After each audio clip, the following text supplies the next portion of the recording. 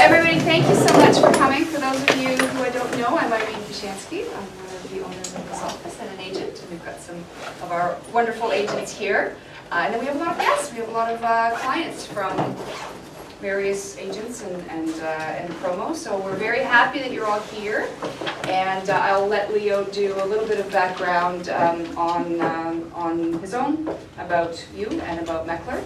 And are you okay with sort of questions throughout, or would you prefer questions at the end? Yeah, I think it's going to be good to, as Ken will go through each slide and section, definitely either speak out or put up your hand and say, hey, what about this, that, you know, and just if something doesn't make sense, or if you want to challenge something, absolutely. This is supposed to be a two-way thing. I don't want to just kind of disseminate information. I want to make sure that we're all having a dialogue here. Great. Well, I will leave the floor to you. Okay, thank you very much. Okay, well, anyway, thank you very much for coming, everybody, and thanks, Irene, for advertising so aggressively and getting, this is a great group here. Some people have already been to this presentation earlier. I don't recognize some familiar faces, but I'm sure most of the people here are pretty new. So, I can tell you a little bit about what I'm going to be focusing on today. Just give you a little bit of an overview about who we are, Meckler Property Management. We're a boutique property management company in Toronto.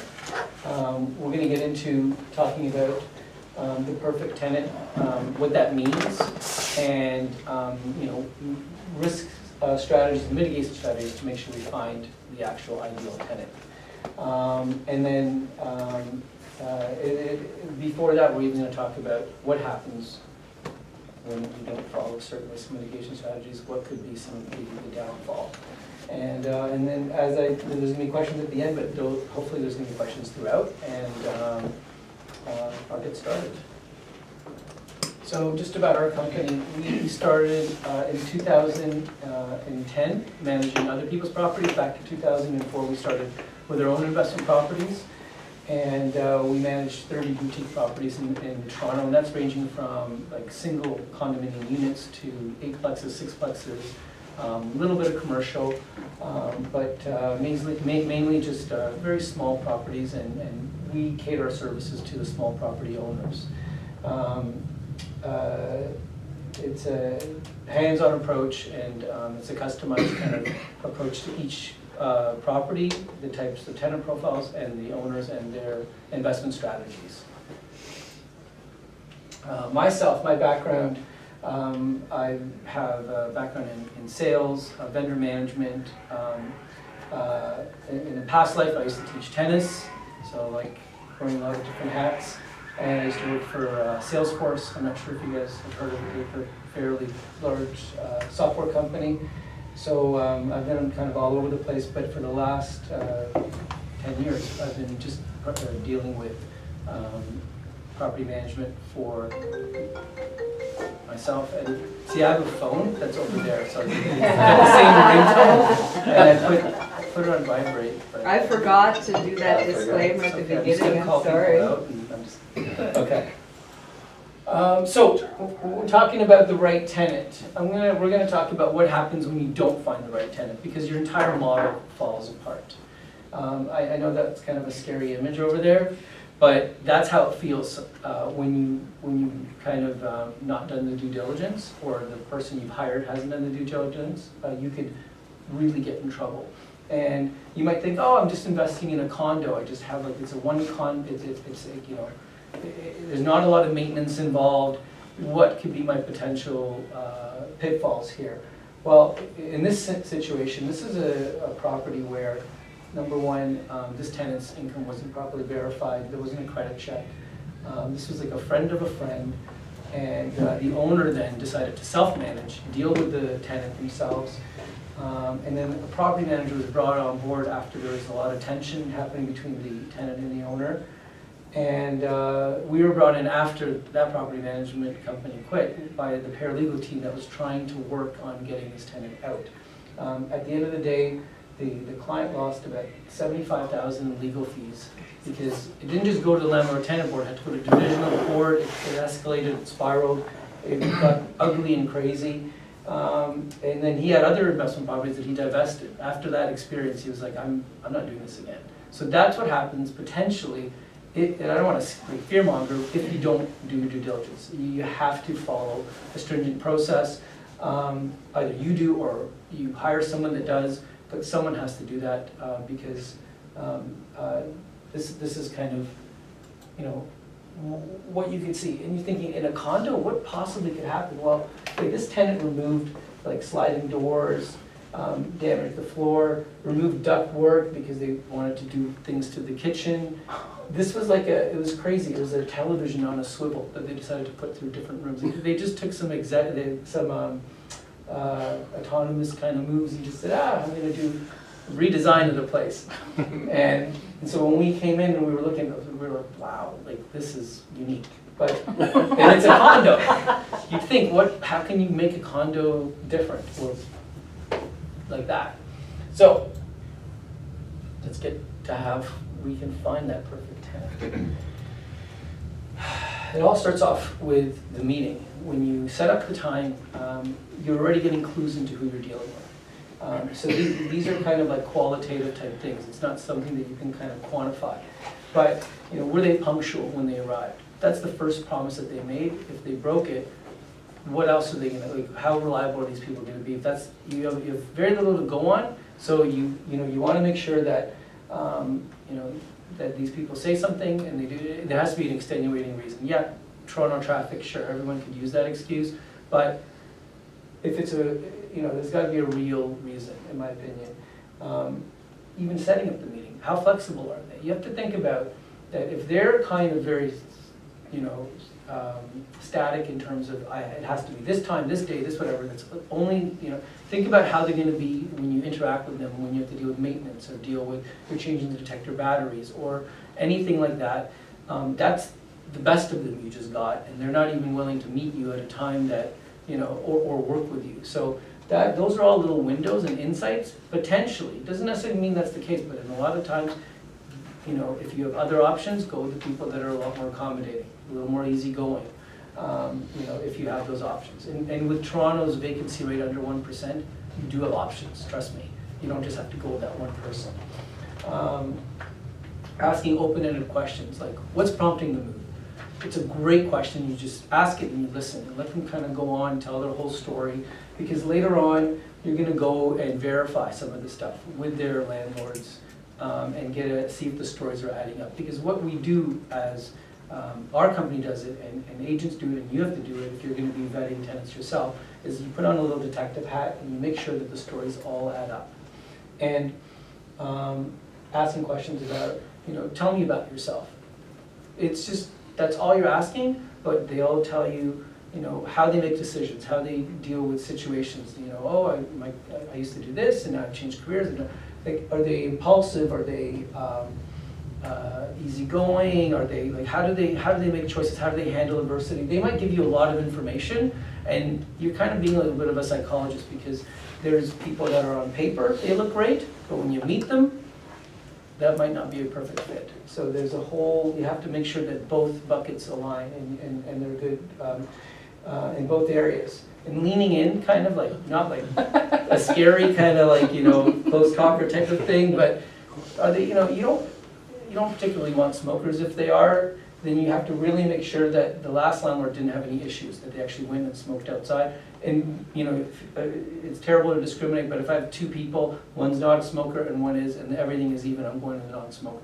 But it's just now it's not just smoking, it's with pot too. So you could have a smoking policy that talks about pot as well in your lease, but at the same time enforcing it, that's tricky.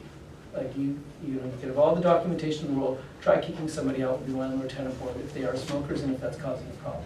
So it's little things like that give you an insight into who you might be dealing with.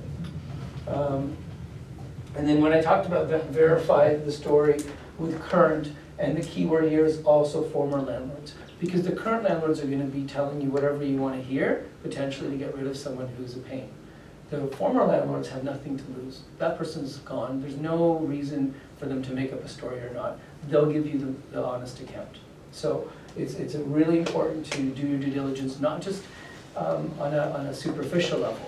I think there's a saying that, and it goes, the easy way is the hard way is the easy way.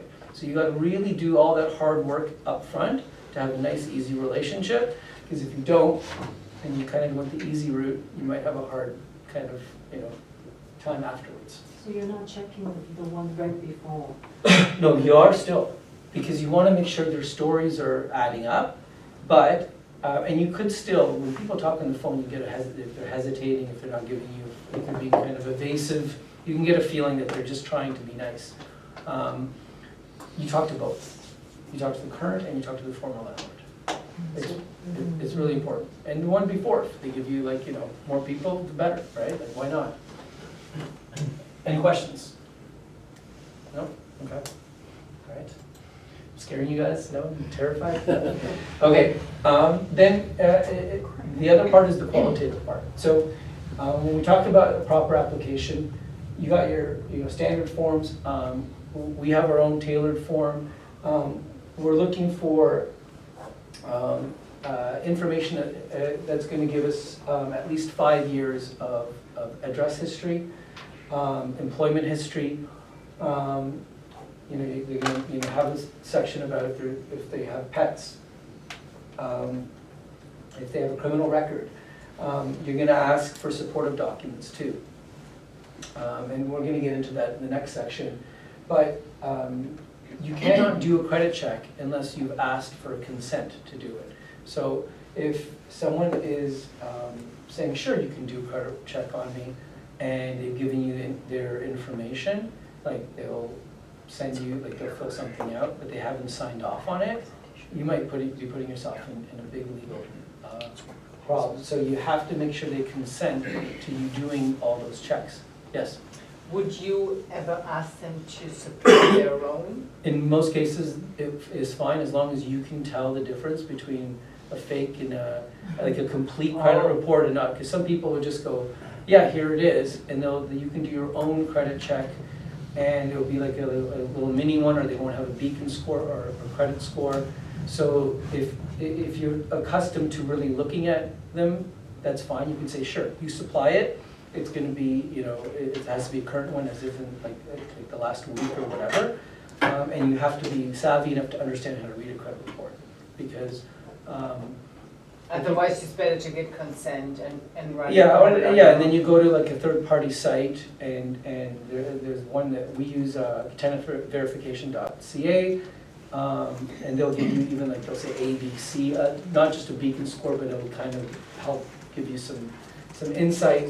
But it's fine if they provide it, but you can't just kind of get any credit report. Like, you got to use, in my opinion, use a TransUnion, use Equifax. There's so many companies that offer it, so you want to kind of go with kind of the main ones, in my opinion, if they're gonna provide it themselves. And then reading the credit report, that's a whole different set of skills as well, because you're almost kind of like you're gonna have to look at their debt service ratios. You're gonna have to see, do they have a lot of do they have car payments that they have to make? Do they have a lot of credit card debt? Like, how are they gonna be able to pay for this mortgage? So there's a lot of information on that credit report that's huge, like even about the residence, where they live, does that add up to what they wrote on their application? You use that detective hat, the credit report's huge. You have to have that, yes. Do you ask them to submit a criminal record check? Is that what you ask for? You can, absolutely. Is that typical? Because We just have, do you have a criminal record? For me, that's more than enough that I can go with somebody else. Like, there's plenty of people that are criminals that I can go with. Like, no offense to the criminals. Yeah, but they can lie to you, right? If you don't do a check. But then you have grounds to evict them because they misrepresented. So if you find out later that they actually did have a criminal, they're doing whatever, and you find out, now they've misrepresented themselves, you actually have because they have marked off on the application that they didn't have a criminal record, and there's a misrepresentation. So you have to ask the question before you go and say you lied. Can you get them kicked out because they lied? Sorry? Is it easy to get them kicked out? Nothing's easy. Okay. It's the landlord tenant. They're in the business, unfortunately, of keeping people in homes. We hear on the news all day long about affordable housing, people in homes that are, they're not about kicking people out, putting them in the street. So it has to be a very clear-cut, solid slam dunk, and then hopefully that will work.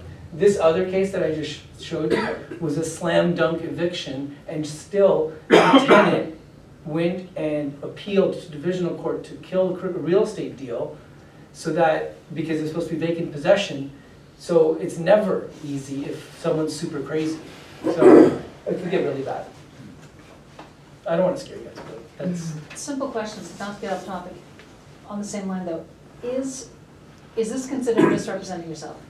If I say it's just my husband and I, and then I move in my adult daughter and another roommate, is that misrepresenting yourself? it is, but it's not going to be grounds for eviction. Okay. Oh, I forgot to mention, yeah, we also have a dog. Like, oh, we just got a dog Yep. yesterday. Yeah, but on your application and on the lease, wouldn't you just say only 2 people can live there and? You know what, Is that- is that there's all? occupancy standards, like, in terms of what's allowable, but there's bylaw standards. Mhm. So if they exceed those, you have grounds. Otherwise, Because a lot of, when we do the leases, we always say only these people can live there. A visitor can come for a week, but let us know. no, you could write all that, but Yeah. it's not enforceable. Yeah, and you could write, like, I write the kid, like, I have, everyone has to follow the standard lease now, like, it's on the Yes, Ontario government yeah, yeah. website. But then you do an addendum. Yeah. And then you throw in the kitchen sink, and a lot of it won't stick, but you throw it in anyway, like your 2 Yeah, people, and yeah. gotta cut the lawn, Yeah. and, sure, write all that stuff in there, but what's enforceable is very little. So, unfortunately, that's why you really have to vet. You have to make sure that you follow every single bit of information that they give you, and look into it, scrutinize it, and make sure you're 100%. And if your gut, you have a little feeling that says, there's something about that person, I can't explain it, I just don't know. You don't ever have to give them a reason. The only time you ever have to give somebody a reason is on an assignment, if you've rejected an assignment. And then there's landlord-tenant reasons. So I don't want to get into the weeds, but you do not have to give anyone ever a reason why you chose them, or why you didn't choose them. What do you say to them when you, Sorry, we've decided to go in a different direction. Thank you so much for applying, good luck. That's it.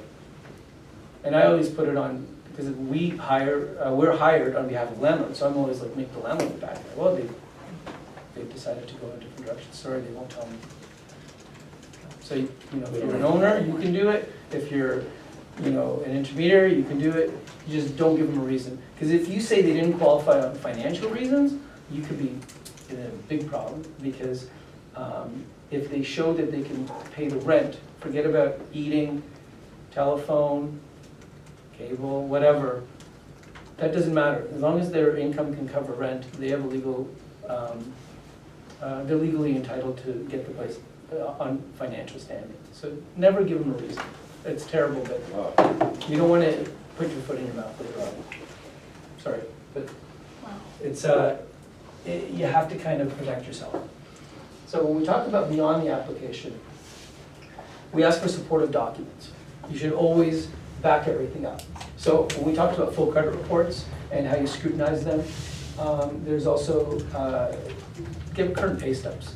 People ask for employment letters. I can make one up in 3 minutes. Go on any website, do a screenshot, write something nice about myself and how much money I make. Bam, print it out. Here it is. So current pay stubs, they got to be a lot more creative to do that. And they got to kind of work out the math a little better. So you're going to get a lot better backup when you have current pay stubs. Employment letters, I'm not saying no to them. They're not bad, but definitely I recommend stuff like current pay stubs instead.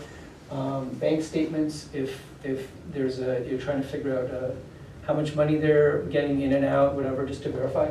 You don't have to get every single one of these things, but some of them are musts. The current pay stubs are a must, in my opinion. If they're self-employed, you got to get a little more creative, because they might declare their income in a different way. So maybe their notice of assessment might not show a lot, but their business makes a lot, and they kind of balance their books in such a way that they're not making a lot. Then ask for their T1 generals. There's a lot of things you can do and ask for. And at least in this country, in France, there's a lot of things you can't do. in Canada, it's great. You can ask for almost a kitchen sink in terms of supportive documents. And if they're really solid, they'll give it to you. And if they start pushing back, then maybe they're not the right fit. But if they have nothing to hide, then why not provide that info? When I talk about debt service ratios, that has everything to do back with the credit report, verifying income, playing with the numbers. Pretend you're a bank and you're going to lend them that much money to buy your place. Well, will they be able to pay the mortgage? Maybe, maybe not. You have to kind of act like you're the mortgage broker or the bank. Make sure that they can afford it. Make sure that they don't have too much unsecured debt, you know, all that type of stuff. And then in terms of risk mitigation, you can get creative. If you're a young person, they don't have a lot of credit, but they seem pretty solid, why not get a guarantor, get a parent on the hook? Yes? When you have a parent on the hook, a co-signer, do you go through this entire list with everybody that co-signs? Parents gotta qualify. And the, And they're on the lease. and the parents then go on the lease? Yeah. Whoever's the co-signer? Yeah. Absolutely.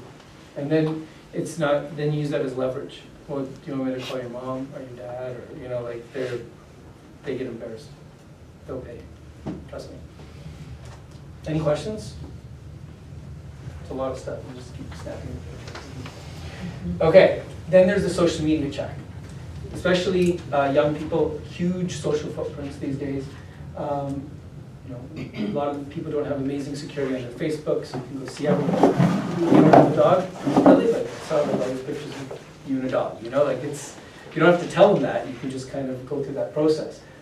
Twitter, you get an idea of how people deal with voicing their opinions. A lot of young people like to, and people in general, like to use Twitter as a kind of their forum to speak. So, see what their opinions are, see how they deal with communication. I'm not saying they're going to communicate like that to you, but it gives you an idea of how they manage certain situations.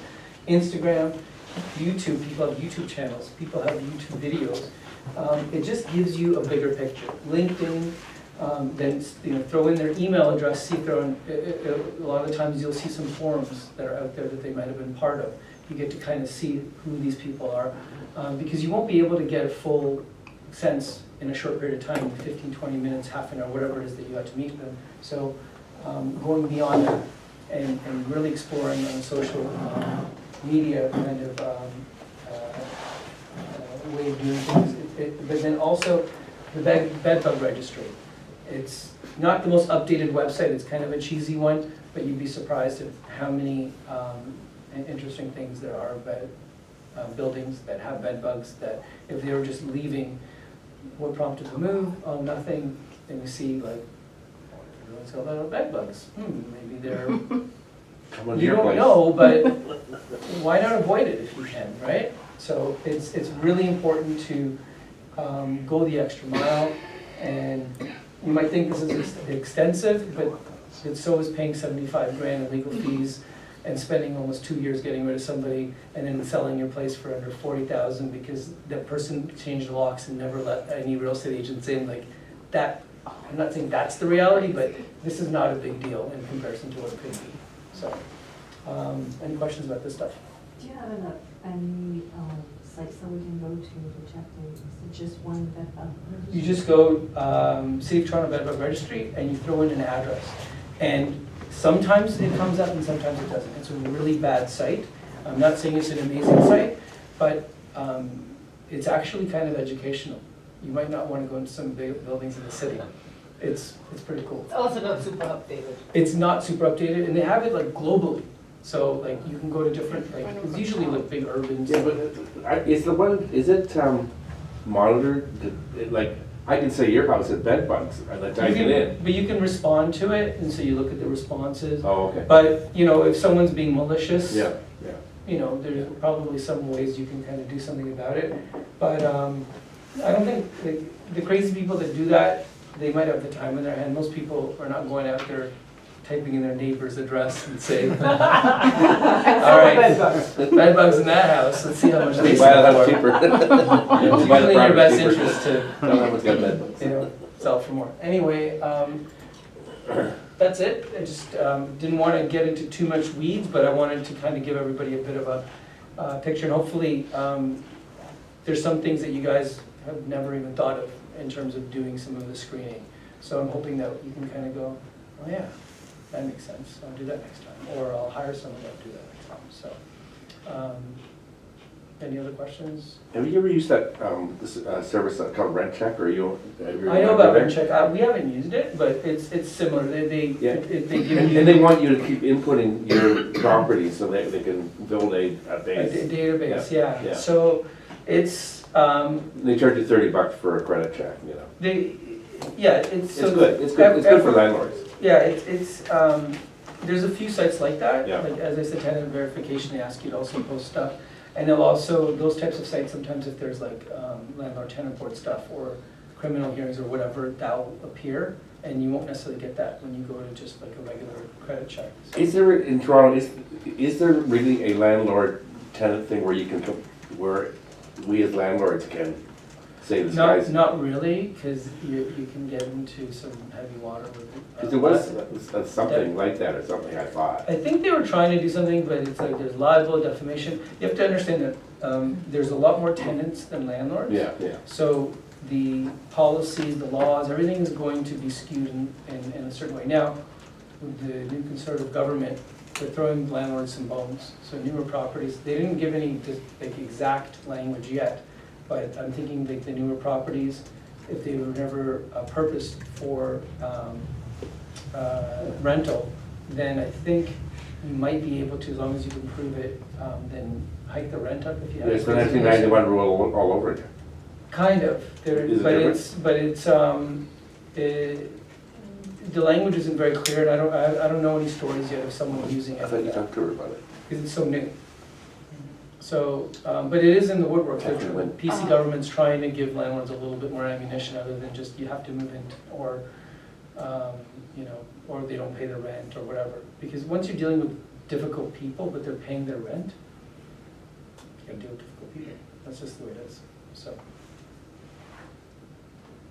All right, well, What are typical property management fees like? Is there a standard kind of rate or? That's a good question. It depends on the services you're looking for. So if you're just looking for a tenant location, in general, it's just 1 month rent plus HST. Right. And that's just the service of locating a tenant and not. I'm talking about managing the But property. managing, it would range, so if it's like just a condo, most companies are gonna charge anywhere between 95 to 150 for a condo. We charge 95 plus HST and per month for a condo, so it's that cheap. Like a house, for example, where a guy gets relocated for 3 years, they call you to. Yeah, so we do that too. We manage Yeah. properties where people either, they move out of town and they want to rent their residence, or somebody, they could, you know, it's an investment property and people are coming in and they're from out of town or whatever. So houses, we charge 150 plus HST, and then duplexes 220 plus HST, and then you add 55 additionally per unit. So if it's like a sixplex, it would be 420. So just to give you an idea of kind of our pricing, some property management companies charge anywhere between 7 to 8%. They go by gross rent. We don't like that because rents keep going up. So does that mean your property manager starts to just like rack it in, like when they start getting, it's a nice reward for the property manager, but you know, you're investors, and we kind of think you should have a kind of a fixed or pretty, you know, reasonable fee for your property management.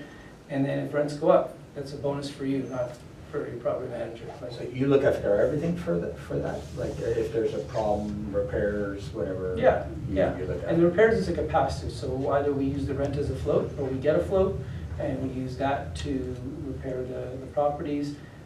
We deal with like a threshold. Each owner basically says, okay, anything over 350, don't do without our approval.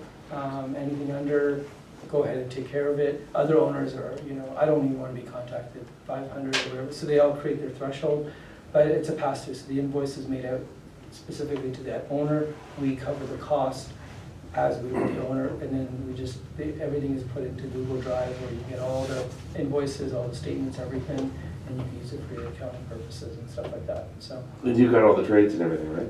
We have a lot of trades, but we don't discriminate, so if someone says, you know, I have an amazing electrician that I like to use, Yeah. or my furnace guy knows my furnace inside out, so we'll use yours, like, it doesn't matter, yeah.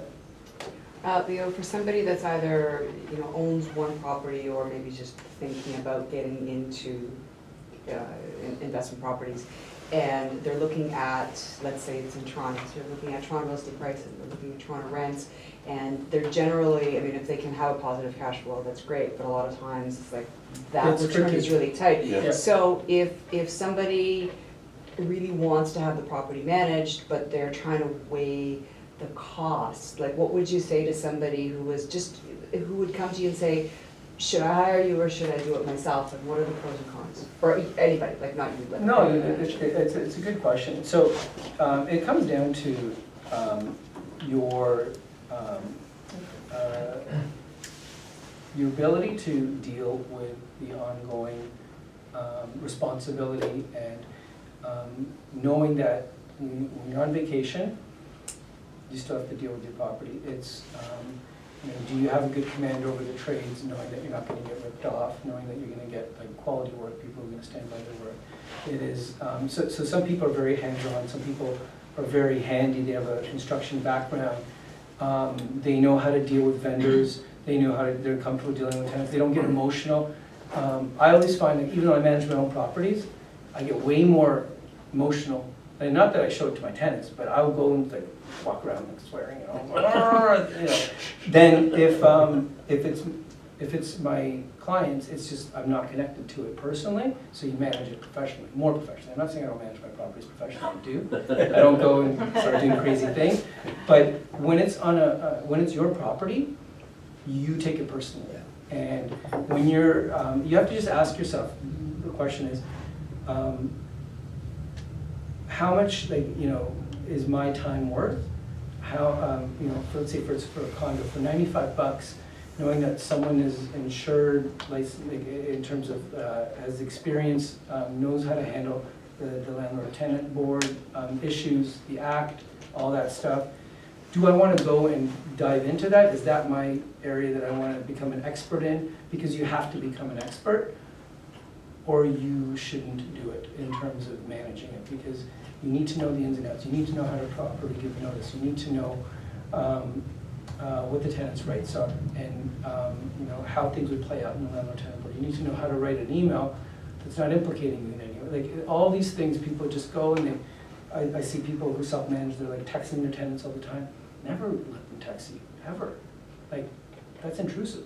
And how are you going to use it as backup later on? You're going to go print out your texts, and so it's the whole point is. If you're going to manage it yourself, you have to be very professional about it, and which you can do. But the flip side is you can then also have peace of mind, focus on how you made your money, doing your core competency stuff, and not spend your time running around trying to keep your, like if you're going to, I don't fix people's places, I hire professionals to do it. I first tried to do rentals myself, just to get my head around it, just so that if I dealt with the trades, I can go, hey, you know, that's not the cost of the flooring. Here's what your square foot cost is. Here's how long it's going to take you.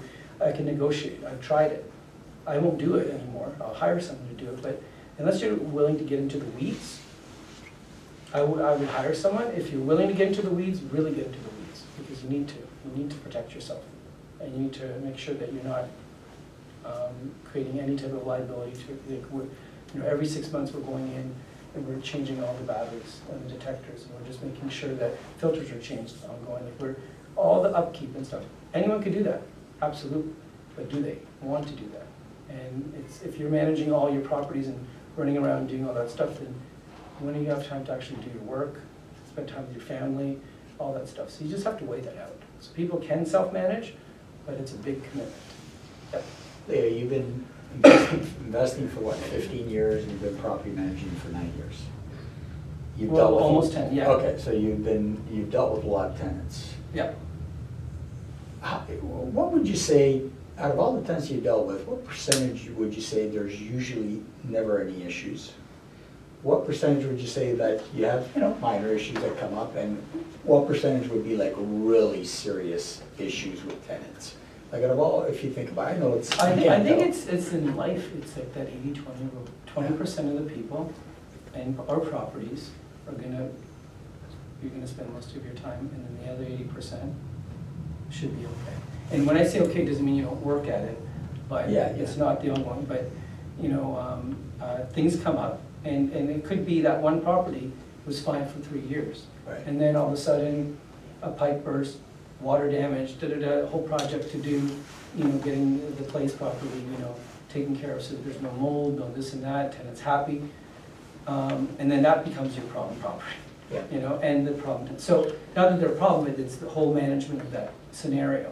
So I still think it's about 20% of the time I'm spending it on, I say 80% I'm spending on 20% of properties, but we're always thinking of the property, we're doing preemptive and proactive stuff to maintain, to avoid bigger problems, but things come up and we get hired a lot of the time after the tenant's been located, so then we deal with sometimes interesting people. Have you dealt with a lot of tenants from hell, or like A is it few, a small number? yeah, well, we got hired by paralegal firms specifically from to deal with tenants from hell. If you know of, if you just Google, her name is April Stewart. We've worked with her quite a few times. She's kind of like the guru when it comes to, like, if you want to hire a paralegal to get rid of a problem tenant, her firm's amazing. And she's like in Toronto Star, Toronto Life, she's really well known throughout landlord circles. She, I don't know if you've heard of Green Real Estate Investment Network, she goes and presents to them. What's your She's, name? sorry? What's your name? April Stewart? April Stewart, and she's known as the Terminator. Okay. That's her name. But she, in that case, she brought us in because she knew that we would be able to help support as part of her team to handle that type of tenant. Well, we're not misstepping because everything's going to the board, everything's going to, in front of an adjudicator. So through a communication management standpoint, you don't want to misstep. So how far do you go in terms of serving notices and stuff? When tenant paralegal time, you don't go to the tribunal, or you? If we have to. In this case, the owner lived in the UAE, so we had to represent, like, we had to be the represent, like. Yeah, but do you go, or do you hire her to go? Like Well, with the there- other case, we other can't- cases, other cases. So it's a good question. So it used to be they would permit the property manager to act legally on behalf of the owner as the legal representative. So I would be out there, you know, not only, you know, serving the L1s, but then being The the tribunal. only person, no other legal person in there representing my landlords. Now you have to be part of the Law Society of Upper Canada. So even if I want to be that person, I can't. I will accompany them, but you will have to have like a paralegal or lawyer in there if you go to the. You can be a friend now, can you? I'm, It used to be, I think it's now you a friend or a legal person. well, you know what, they'll find out pretty quickly that I'm the property manager. How are you friend? Well, I also get paid to do it too. Okay. So, but it used to be that they were allowed, so in the beginning, I got a lot of exposure Yeah. and experience, you know, learning the act. Why did they change it though? I don't know, Because the to people. make it more expensive for landlords. Yeah, because the people still represent themselves and cry. Well, they Counterclaim. get free legal representation too, like tenants do, but landlords don't. So the best way to do it is to preempt it. If someone is Yeah. threatening to go, you work with them. You, by all means, find a good solution that's win-win and mediate without going there, because it's just, you know, if someone's not paying, right?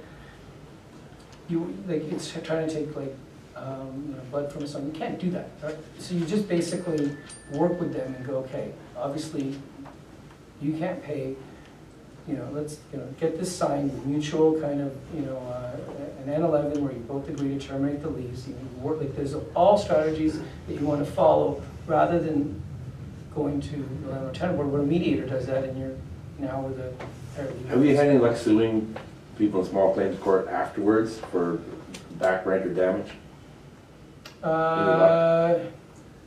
First you gotta find where to move to. Yeah, like I even dealt with a situation where a tenant, we got called up because it was, I think the parents lived abroad and the children were managing the property. And then I got a phone call saying, we have tenants that owe us up to $20,000 in rent, and can you help us? And like, normally I'd be like, okay, well, here's your kind of steps you have to do. You're gonna have to hire a paralegal. But I also explained to them, I'm like, let me speak to the people as well, see what's going on. Like, the guy had no money, there's no way he was gonna pay. So I worked out, and I told the owners, are you comfortable with that they just leave? Because this guy's not gonna be able to pay, but if he signs all the paperwork and it's all legal and he's out by the end of the month, at least you have an empty place, Right. because you let it go on for this long. So it's just about, yeah, it's like a big, like, I don't know how it got to that amount of money, but it's about, you kind of recognize at this point, they have no money. You have to kind of be pretty sensible as your solution, because they're not gonna, like, what are they gonna do? Like, donate a kidney? Like, they're not, you know what I'm saying? Like, they have no money. So what do you, they go, you can Cut come your on a payment losses. plan if you like, but you should never let it go to that 20,000, so. And then I had a guy, and he was short, he owned like $4,000. He moved out. And then he wanted a receipt, right, for his income tax. I didn't want to, I said, well, I'll give it to you when I get paid. And then I get a call from the landlord. Yeah, I was gonna tell you, you Yeah. have to give them receipts. You can't withhold it. I gave it to him, yeah. But I wrote all sorts of stuff on it for too, like he owes me this, blah, blah, blah. The tenant board didn't do anything, they don't care. But it's, yeah. And when you want to be, if someone asks how somebody was, you have to be very careful not to, if you don't want to give information, you don't have to, but don't go bash somebody, because it can become problematic for you as well. It's difficult. But if you say I'd rather not answer that, that gives. So it gives enough of an answer that Yeah. they get the information. Why, you can't say the truth of what happened, what you experienced? Then he owes me $4,000. He owes me $4,000, Is this the he was a hairdresser? pain in the ass, and Yeah. he didn't take care of the place, you Well, can't tell him that? You have to just be careful, Trash because landlord. you just don't want it to, they could be a friend The to place call, is dump. right? It could not necessarily be another landlord, they can be testing you out, and they can contest it, and then you create problems for yourself. So if you just go, look, I'd rather not comment, hopefully that's enough information for you to know if I'm not commenting, then you understand how I feel, that's it. Right. And you don't need to get into the weeds, because that's the game that tenants do. They get into weeds, they sucker you in, and then you're just spending all your time wasting like back and forth communication. Right? So it's just back and forth. And you're just playing their game, so don't feed them. Like they love the responses. They're writing big bold letters just to get you fired up. Yeah. So, and then you just write large cap implies you're yelling, please don't yell. Leo, I have another question. Sorry, just 1 second. Yes. Last time when I tried to rent my place, I actually got, did I have my phone number on my app? I got WhatsApp questions from overseas people that were coming to the country. I don't know how to handle that. So, You don't have what? I don't know how to handle that, because I don't know what kind of check. There'd be a. Yeah, that's what we were just talking about, yeah. it's a good, Foreign people, yeah. it's a good question. You have, in those cases, you can't legally ask them for more money potentially as a deposit, but their representative can offer it. So I wouldn't volunteer and say, hey, you know, to mitigate the risk, we might want 6 months in advance. Can't say that, but there's ways of kind of getting them to understand that. That's one way of risk mitigation, if they show statements and that type of stuff, and then they pay more, so that where you have a buffer. You have to kind of be creative in how you can verify stuff. But if you don't understand what the document is, then that document doesn't help you, right? So it's, that's what, You know, I didn't rent, because I actually had two applicants that came to me. And one is a student, the other one, I think they were coming over as a couple, and I think maybe the husband did a job, so they're moving over. yeah. You know, I was thinking back that when I first came to Toronto, I was a student, but I was looking for a place. you know. Yeah, think that, I decline them, but I feel You have a very soft bad. spot for them. Yeah, No, I feel very bad. I understand that. So, as I said, like we've dealt with students as well Hire someone to do it. that are studying, let's say, at UT. They're renting places like at Bay and Wellesley area. The idea is risk mitigation. I'm not saying you can't rent to students that are coming overseas and whatnot, but you need to make sure that you protect yourself. So by being creative, you can, and you create buffers, but you have to have a good feeling. You have to, a lot of it is to do with the agent as well that's representing them, the credibility of that agent and all that stuff. So you have to kind of, there's a lot of more investigating. That detective hat, you really have to put it on and really understand. If they're a student, what are they studying? Can they show some like, can they show something that they've been accepted? Like, just every single thing they tell you, get me the backup. And then you can have a better picture of, okay, this is actually adding up to the story. Or if they can't, I'm sorry, I don't have any information to make an informed decision. So it can work, but you have to be creative on how you do it with the qualification. You've got to protect yourself. We've done credit reports from European countries too.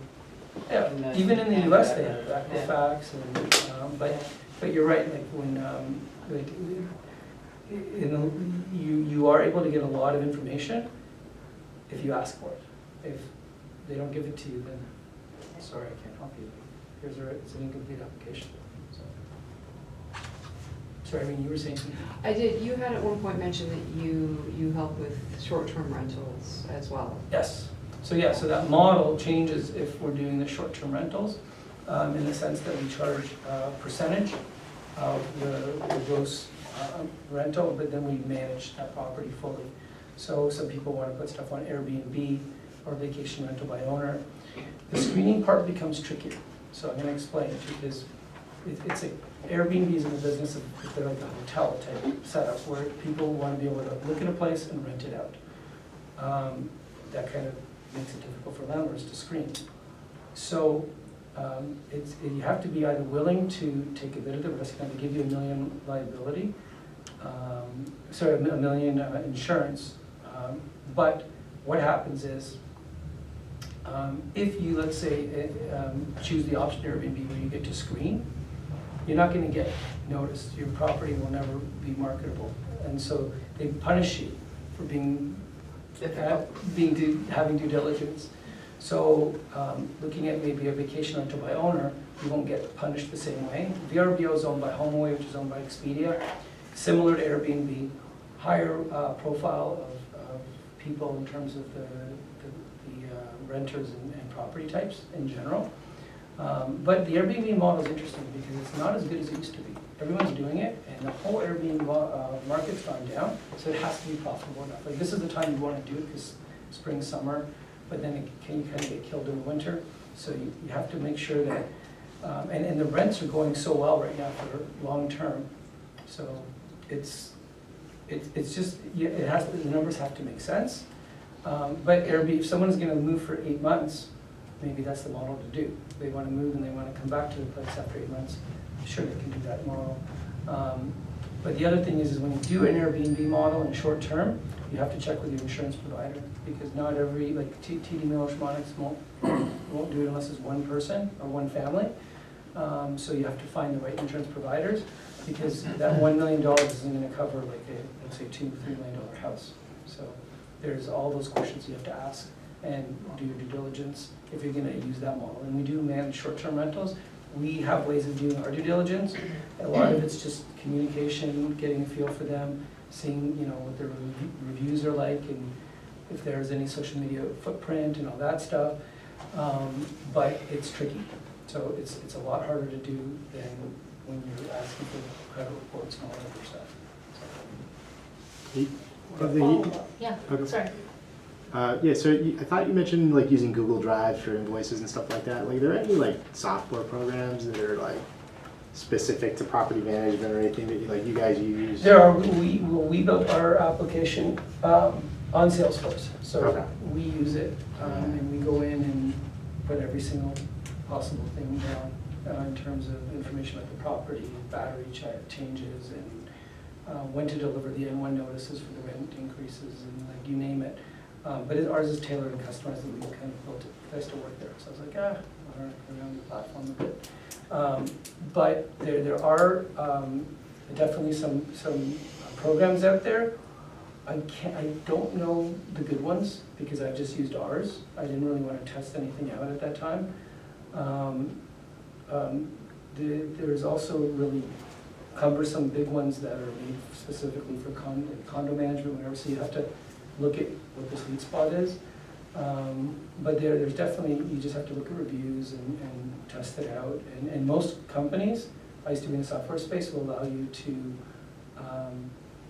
test drive it for a month, and you can kind of figure it out and see if it works. But Excel is a good way to start, but you know, you gotta also have web-based stuff. Like, we have an accounting system that we use that our owners can go in and they can run their reports, their accountants can go in, everything's web-based, so that's separate to the actual property management application. So you have to have financial management and make sure that you've got all that covered, and then you have, you know, your database and that you're dealing with on the property management perspective. So What accounting system do you use? we use Wave, it's free, and you can tailor it to, and it's web-based, and you can use it to the nines. It's a great program, and you can create all your conventions and do whatever, and it's web-based. Take pictures of all your receipts, it uploads it, done, and then you have the backup. It's kind of cool. That's from the accounting standpoint, then you have the whole management, tenant management, all that, emails and blah, blah, blah. So you have to have something to kind of, we're always ready for if anything ever escalated, if it ever went to court or whatever. It's not necessarily has the right, anything, it's who has the right, who can back up their stories, who has the actual proof. And so what's been put in writing and what hasn't. So that's kind of how we manage stuff. Very careful on how we respond to people. You said earlier to not text between landlord Yeah. and always in writing? Well, they can call you, but let them leave a voicemail. You get something like voicemail to text. So they don't know that you have it, but then you can check. Okay. Not a real emergency. I can call them back tomorrow. Oh, real emergency. And they text, you just say, oh, I didn't get it. And then like a day or two later, respond and say, look, I think you might have texted me because I was just randomly looking. I never look at text messages. So if you want to reach me, send me an email. If it's an emergency, definitely call me, but don't text me. I won't get it. So and you just get that. It's the most intrusive thing in the world. Tell your friends to do that too. Stop texting me. I'm just kidding. No, it's just, you don't want tenants infiltrating your life. So they do. That's what I do every day. I go on vacations and I have voicemail to text because I need to be able to know, is this a legitimate emergency? But 9 times out of 10 it's not, and we can easily handle it. The tenants don't know that I have voicemail to text, but I have to because I have to be responsive if there's emergencies. And you can do the same, and then you have peace of mind if you're going to self-manage.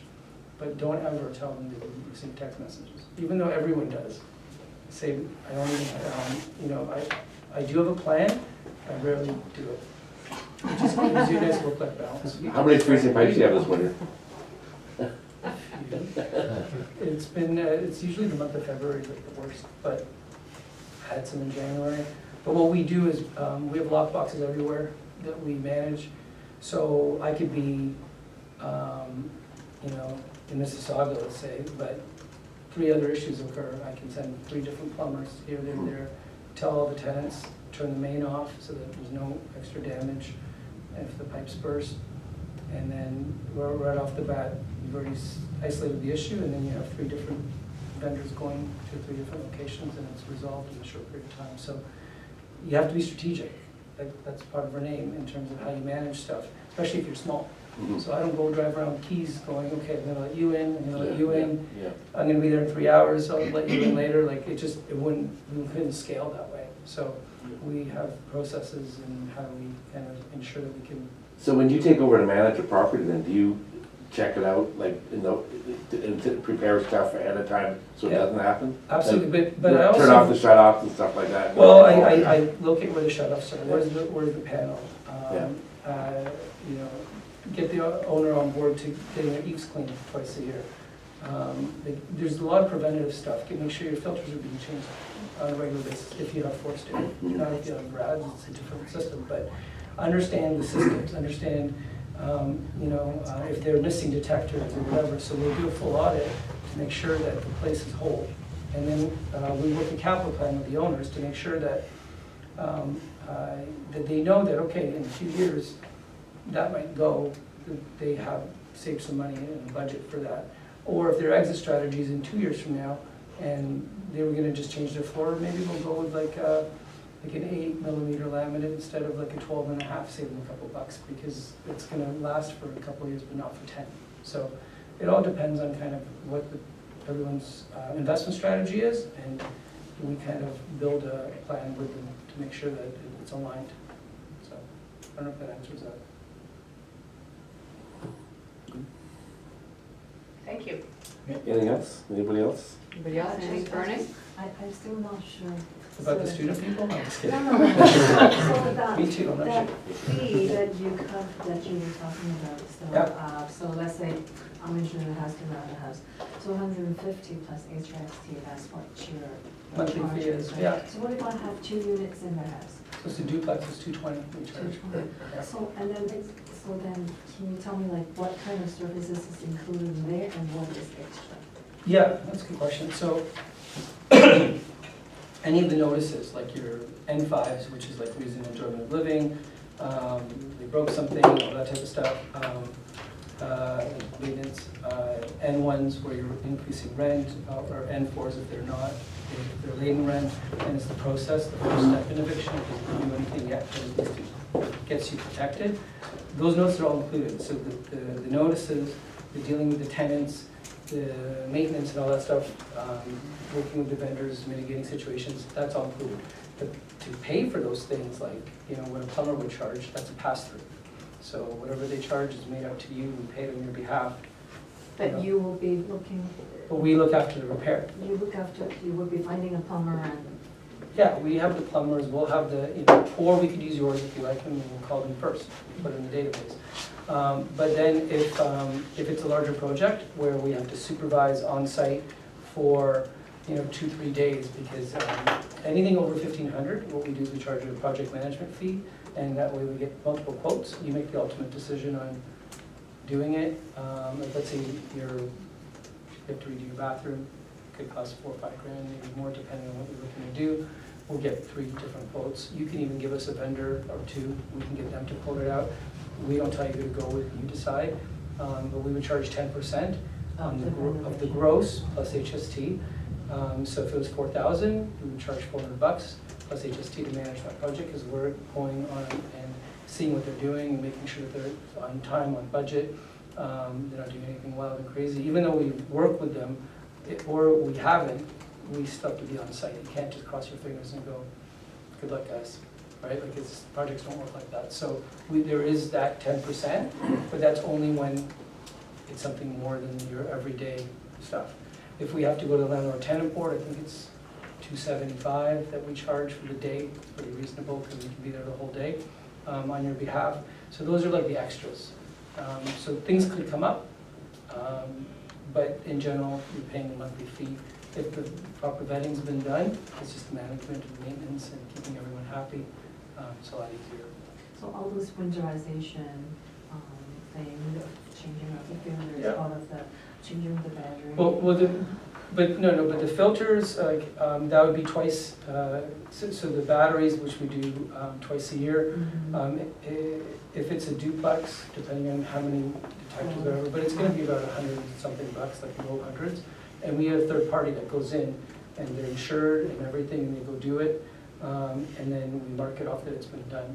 So you pay for that, but we don't, I don't go into the house and take all the detectors down and stuff, because I'm not a general contractor. I don't wanna, even if I slip and fall, hurt myself, I'm not insured for fixing people's stuff personally. I'm insured to manage from a property management standpoint. So we'll, even for detector batteries, hire somebody, but it's not a big cost, it's $100 or less if it's like a condo, right? So like 90 or 85, they go in, they'll change the filter in the condo, change the batteries, and they're out. And they'll do it twice a year. So it's a pass-through, but it's an extra cost that you pay. Isn't that the tenant's responsibility if they've got? None of the time. Even changing light bulbs legally, we don't have to. Because if they snapped it and cut their eye or whatever, you're liable if you told them, go change your light bulb. Oh, God. I'm just letting you know, it's just, that's the way it is. Now, most people can change a light bulb, thank goodness. Like, you don't have to run around and, but I've had tenants go, "I've got a light bulb issues, like, can you change them?" And I'm like, yes. Like, I have to say yes, that I can't say go do it yourself, right? So, it's just the way it is. And a lot of people are nice about it. They'll go, okay, I bought some light bulbs, here's the receipt, I just changed them, and they'll reimburse them. You could even throw in your lease that they're responsible for that stuff, but it's not, they don't have to. Like, you Isn't can't it- enforce it. Similar with snow shoveling? I mean, I can say you're responsible for snow shoveling, but if somebody slips and falls, they're coming after me, not them. Yeah. Yeah. So I'm ultimately the one who's Seriously? Wow. Yeah. Yeah, I think, and Yeah. there's creative ways of doing that, where you can set up a lease where you give them you say, here's, you pay, let's say the rent is $2,000. You could say, you could advertise the rent as $2,100 and say you reduce the rent by $100 every month, as long as they're shoveling, raking the leaves and doing whatever. So you have an enforceable way to bring the rent back up to cover a vendor. But at the end of the day, if someone doesn't shovel and they break or whatever, you become liable regardless, because they don't have insurance, or they cut their toe off when they're mowing lawn. There's a risk. Now, it doesn't happen that often. I don't hear too many stories of it, but it's just, what's your appetite for risk? So you should know what you can do and what you can't, and how you can structure leases. But it comes down to, every case is different, every owner's different, and every property is different. So, you know, I can give you general pricing, but then if you tell me that I have that tenant from hell, that's hourly pricing that we charge when we know what we're getting into, because we write in our agreement, you know, if you know of a tenant from hell or beyond, it's a different model. That's just the way it is, because it's those people that take up all your time. Those people have to literally go and give physical notices. They'll never respond to an email and say, yeah, sure, we've accepted that you've given this notice. You gotta physically deliver it, and you have to deliver proper notice. You don't put it on the door. You gotta slip it underneath, or put, like, there's all these things you have to do. So that's someone's time and energy to do all that stuff just to get in. And then they change the locks. Just one more question. Do you do annual site visits for all the properties? We're pretty much on site all the time, at least minimum twice a year. We're in every single unit, because we're changing, that's the whole reason of, even if a tenant says, hey, I can, and I have it all the time, I can change my batteries, I can send you a picture. Say, no, you know what, that's okay, I don't have a legal liability. If something happens or you didn't put in the battery, it's on me. I'd like to, you always go in their unit. You have to keep. Gives you access to see what's going on. Yeah, you want a reason. It has to be a reasonable reason. You can't just go in arbitrarily and go into their places and say, I'm going in to do Just whatever. for inspection purposes, can't you do that? You Maintenance. can, but it's, you can't do it monthly. And you can, Right. but people, Annually, like, annually. people feel, annually, yes. But what we do is when we're sending people in, we're saying, you know, take a peek, does the bathroom, how's the caulking there? Or is it like going, because you have water that comes in after that. Maybe what's the general state of the place? So we'll either join our vendors and go in, or they'll take pictures, but it depends. If the tenant's home and they're just scrutinizing, they'll kind of do it a little bit more discreetly. And we might have to then go in after anyway, do inspection, being a little bit skittish. So, but then it gives you, if they're being like, don't go in, now I want to go in for sure. Yeah, It's giving me sure. like, where you're hiding. You might be keeping animals, farm animals in there. You never know. What is reasonable for visits, like 2 to 4 a year, or is that typical? That's fine. 4 is fine, but it depends. Some people need more visits than others. Yeah. Like I deal with a property, an 8-plex, Keel, a little bit south of Shepherd, and the guy's like a real life hoarder, like that show, it's like, I'm sure he's been on it, it's crazy. So that unit, we have to be there almost monthly, spraying it for pests and doing what, like, it's terrible situation. It was taking 2 years, but we're finally, he's gonna be moving out, but it took a long time. For So, what reason you can evict him? You cannot evict him because he's. Paying his rent. well, it's called, it's called a section 78. When there's a certain behavior, there's a certain level of standard of cleanliness.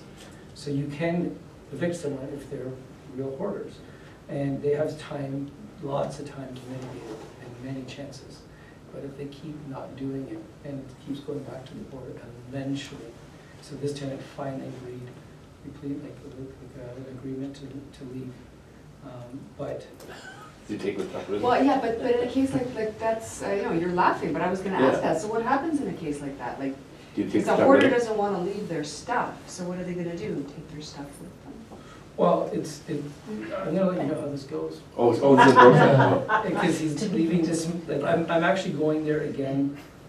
I'm giving him his rent receipt personally, so I can take a look at his place again. I always give reasons to come and see how the progress is. But, you know, if he needs a few days, we won't put it in writing, we'll let him have a extra few days, but there's a good chance we're gonna be like, yeah, like over time. You can't just take someone's possessions and get rid of them. Even when they're evicted, if You gotta 72 hours. How about 6 months, you gotta hold them or something? Well, yeah, you have to hold their stuff and put it like somewhere. Yeah. But that can't apply to a hoarder. But I don't know, that's where I'm gonna go to the paralegals, because that's what we're working with, and they'll guide us. I'll let you guys know. You ever call the fire department? Sorry? Could you have called the fire department on that guy? So it's all, like, what's the point of it? It's to, You want to know. right? So if we already have that, we've Yeah. already Oh, accomplished yeah, it. yeah. But you would call the fire department, If you couldn't get them. as a play, yes. When Yeah. people create, like, there's been situations where, not us, we've dealt with it, but I've talked to paralegals where they've had strategies with landlords where someone rents a house, and then they go and board up all the walls and they create their fake rooming house that they make money off of. It's in the news. I don't know if you guys have read some articles. They had multiple properties. Yeah. So the strategy that the paralegal did was they got the fire department because none of those units were legal, and then it was a knock against the landlord, but then it becomes a knock against the tenant, and based on those grounds, they were able to do Yeah, it. but those But- poor people had nowhere to live. Yeah. The rumors It's say. got like, you It know, was the illegal place rumors. burning and someone like it's, Yeah. there's only like a few areas in the city, like you could have a legal rooming house in Parkdale. I managed 21 bucks before there. Well, there's not very many rooming houses left in Toronto, it's hard to get a license. Yeah. There's that one girl looking after it, right? Well, it's, The city of Toronto's one person. I learned a lot about legal rooming houses when managing one in Parkdale. The whole person's life is in that room. Very interesting. You meet a lot of colorful people, so. April Stewart is STEW. ART, yeah. Yeah. We used to Just say, write April the Terminator or April whatever, and Terminator. like You'll find Google it. You'll find it. And you'll find a bunch of articles, because she's amazing, she really is, and that's the thing, is what I do a lot of the time, because we have a Really? relationship with her firm, is I'll call April, and I'll say, here's a new situation, and which I'm sure she's dealt with, and I pick her brain, because I don't want to misstep, so I'm not doing things just like, you know, throwing a dart. If it's brand new and I haven't come across it, I ask her. legal rooming houses, there used to be really good income. They're good returns, but Yeah. you're buying a house and taking people's garbage, that's what happens. Well, it depends, right? Like Yeah. that model works really well, like for students in like the university Yeah, areas. yeah, like the one we sold. And those models work, but you have to make sure that you follow certain steps, because you put everyone on one lease, you don't have separate leases and all that, because it's a whole problem. There's a whole strategy with that model, but it has to be legal. Yeah, Because yeah. if something happens on a liability standpoint, who cares how much cash flow you made? You're ruined after that, once someone gets hurt, so. Do you have a business card that we can? I was just I about have to ask if cards. anybody wants to get in touch Actually, I with think it's Julia. they're in my coat. Can I grab your Well, coat? guys, we email you have questions. refreshments if anybody wants to stick around for nibbly and a beverage. Thanks, Irene, appreciate it. Leo, thank you. Thank you. Thank you.